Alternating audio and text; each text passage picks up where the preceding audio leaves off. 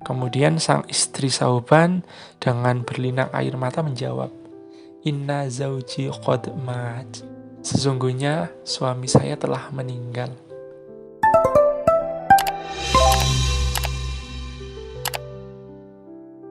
Nah, jadi kisah ini atau cerita ini dialami oleh seorang sahabat bernama Sauban. Teman-teman di sini ada yang sudah pernah mungkin mendengar atau menonton di YouTube ataupun mungkin mendengar di kajian-kajian terkait tentang sahabat Sauban belum? Yang pernah tolong tulis di kolom komentar ya. Jadi teman-teman, sahabat Sauban ini mungkin tidak seterkenal sahabat-sahabat terdekat Nabi ya. Seperti Abu Bakar As-Siddiq, Umar bin Khattab, Utsman bin Affan, ataupun Ali bin Abi Thalib.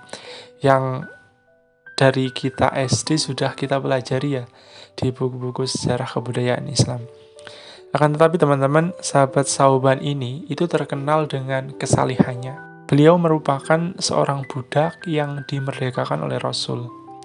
Nah, ketika beliau sudah dimerdekakan Rasul, beliau mendharma baktikan dirinya untuk bisa senantiasa bersama dengan Rasulullah, melayani Rasulullah. Selama beliau dimerdekakan juga, beliau itu sangat terkenal lekatnya beliau dengan masjid. Bahkan beliau selama hidupnya bersama Rasulullah, beliau tidak pernah ketinggalan jamaah sholat 5 waktu bersama Rasul. Sampai-sampai teman-teman, sahabat Sauban ini punya tempat favorit di dalam masjid, yaitu di pojok kanan. Nah, itu juga bukan tanpa alasan, karena ketika sahabat Sauban itu berada di pojok kanan, itu potensi untuk mengganggu atau diganggu orang lain itu kecil. Maka dari itu supaya beliau menjaga kekhusyuannya, kekhusyuan iktikafnya, sholatnya, dan ibadah-ibadah yang lain itu bisa terjaga teman-teman. Nah, singkat cerita, Rasul itu tidak melihat sahabat Sauban berada di posisi favoritnya pada saat jamaah subuh. Kemudian Rasulullah SAW bertanya kepada jamaah dan sahabat lain, Aina Sauban? Di mana Sauban? Akan tetapi jamaah yang lain atau sahabat-sahabat yang ada di situ juga tidak mengetahuinya.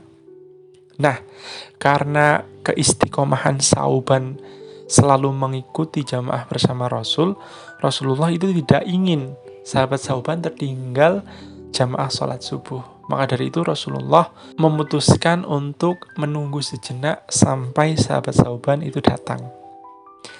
Ditunggu seiring berjalannya waktu, beliau sahabat Sauban tidak kunjung datang teman-teman. Sampai akhirnya dikarenakan takut waktu subuh itu akan habis, Rasul bersama para jamaah dan sahabat lain itu memutuskan untuk menjalankan sholat subuh secara berjamaah. Nah, ketika sholat subuh secara berjamaah sudah selesai, akhirnya beliau bersama para sahabat memutuskan untuk menjenguknya. Dan ternyata teman-teman, jarak antara rumah Sauban dengan masjid yang beliau selalu berjamaah dengan Rasul, itu kalau kita ukur dan kita bandingkan dengan zaman sekarang, itu jarak tempuhnya bisa mencapai 2 jam perjalanan dengan berjalan kaki. Dan jangan dibayangkan posisi dulu itu seperti sekarang ya, yang jalannya itu udah diaspal, udah di beton, sehingga jalannya juga enak. Pada zaman dahulu itu masih lumpur, masih kerikil. Akan tetapi pembelajaran yang bisa kita ambil, orang-orang zaman dahulu dengan jarak tempuh yang sangat jauh yang ditempuh dengan jalan kaki pun, beliau masih istiqomah untuk senantiasa mengikuti jamaah. Nah, ini juga pastinya jadi refleksi untuk saya pribadi, barangkali juga mungkin bisa menjadi manfaat untuk teman-teman juga. Kemudian sesampainya Rasulullah SAW bersama para sahabat dan jamaah lain di tempat Sauban, beliau mengetuk pintu. Tok, tok, tok. Keluarlah seorang wanita yang mana itu adalah istri Sauban. Kemudian Rasulullah bertanya, Aina Sauban? Di mana Sauban?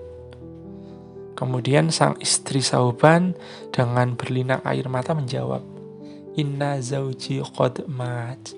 Sesungguhnya suami saya telah meninggal. Berdasarkan yang saya baca, Sahabat Sauban wafat atau meninggal menjelang waktu subuh. Maka dari itu, sahabat Sauban pada saat itu tidak mengikuti jamaah subuh bersama Rasulullah. Nah, kemudian Rasulullah Shallallahu Alaihi Wasallam menanggapinya lagi dan bertanya, apakah ada keanehan atau hal-hal aneh yang terjadi ketika sahabat Sauban sakaratul maut? Intinya seperti itu pertanyaannya. Kemudian sang istri Sauban menjawab, tidak ya Rasulullah, akan tetapi ada 3 teriakan yang membuat saya itu bingung. Teriakan yang pertama dengan kalimat, kenapa tidak lebih jauh? Kemudian teriakan yang kedua, kenapa tidak yang baru? Dan teriakan yang tiga yang diucapkan oleh sahabat Sauban, kenapa tidak semuanya? Nah, ini yang menjadi tanda tanya bagi istri sahabat Sauban. Kemudian Rasulullah Shallallahu Alaihi Wasallam menanggapinya dengan senyuman, lalu menjelaskan apa arti dari 3 teriakan tersebut. Teriakan yang pertama, kenapa tidak lebih jauh? Perlu teman-teman ketahui bahwa pada saat kita sakaratul maut ya, berdasarkan riwayat-riwayat yang sudah diajarkan oleh para alim ulama, jadi pada saat kita sakaratul maut, kita itu diperlihatkan sekilas dari amalan perbuatan kita beserta pahalanya atau ganjarannya. Begitupun juga yang dirasakan oleh sahabat Sauban. Jadi pada saat sahabat Sauban sakaratul maut, beliau itu ditampakkan pahala jalan kaki beliau menuju masjid. Maka dari itu, beliau itu menyesal kenapa tidak lebih jauh. Karena ketika lebih jauh, langkah kaki yang ditampakkan di tanah, di jalan itu juga lebih banyak. Pastinya pahalanya juga akan berlipat ganda. Itu penyesalan yang pertama. Kemudian yang kedua, kenapa tidak yang baru? Jadi suatu ketika pada saat musim dingin, sahabat Sauban ketika akan menuju masjid, beliau itu mengenakan baju 2 lapis karena pada saat itu posisinya itu musim dingin. Nah, pada saat di jalan, beliau melihat jamaah lain atau orang lain kedinginan pada saat itu. Karena kebaikan beliau, karena kesalihan beliau, beliau itu memberikan lapis yang kedua kepada orang atau jamaah yang kedinginan tersebut supaya tidak kedinginan. Nah, di situ beliau juga ditampakkan pada saat sakaratul maut. Ditampakkan kebaikannya dan pahalanya. Akan tetapi beliau masih menyesal. Kenapa tidak yang baru saja yang diberikan? Karena apa? Kalau yang diberikan yang baru, pastinya pahalanya juga akan berlipat ganda juga. Kemudian yang terakhir, kenapa tidak semuanya? Jadi suatu saat ada seorang, mohon maaf, pengemis yang sedang kelaparan, bahkan pada saat itu mengatakan kepada sahabat Sauban. Jadi beliau menuju rumah sahabat Sauban dan mengatakan bahwa sudah beberapa hari pengemis tersebut tidak makan. Nah, pada saat itu beliau sedang makan roti, teman-teman. Karena kesalihan dan keibaan beliau dengan pengemis tersebut, apalagi sudah beberapa hari tidak makan, beliau itu memberikan setengah dari roti yang dimilikinya untuk pengemis tersebut agar tidak kelaparan.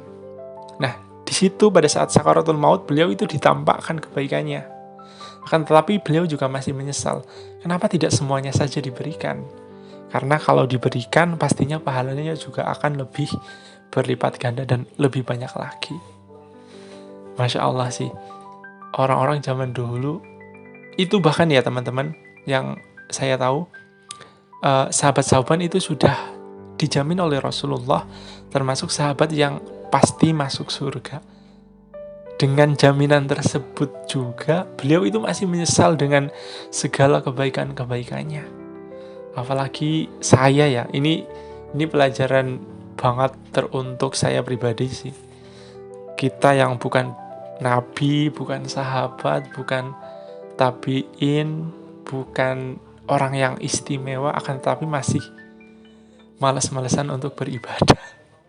Maka dari itu ini menjadi pembelajaran untuk kita semua untuk pastinya mengumpulkan amalan ibadah kita sebagai bekal kita untuk nanti di akhirat. Kalau menurut saya ini juga menjadi pembelajaran untuk kita semua, untuk fastabiqul khairat, untuk berlomba-lomba dalam kebaikan. Beliau sudah baik loh, sahabat-sahabat sudah sangat baik. Bahkan mungkin tidak pernah lah melakukan hal-hal yang sia-sia seperti saya. Akan tetapi beliau juga masih menyesal dengan segala amalan-amalan kebaikannya. Maka dari itu ini pukulan pribadi buat saya, supaya kita tidak menyia-nyiakan waktu yang sudah diberikan Allah Subhanahu wa taala kepada kita semua. Barangkali itu bisa menjadi manfaat untuk teman-teman. Buat teman-teman yang punya cerita lain atau mungkin punya riwayat lain terkait tentang cerita atau kisah sahabat Sauban, bisa tulis di kolom komentar ya. Semoga bermanfaat. Terima kasih.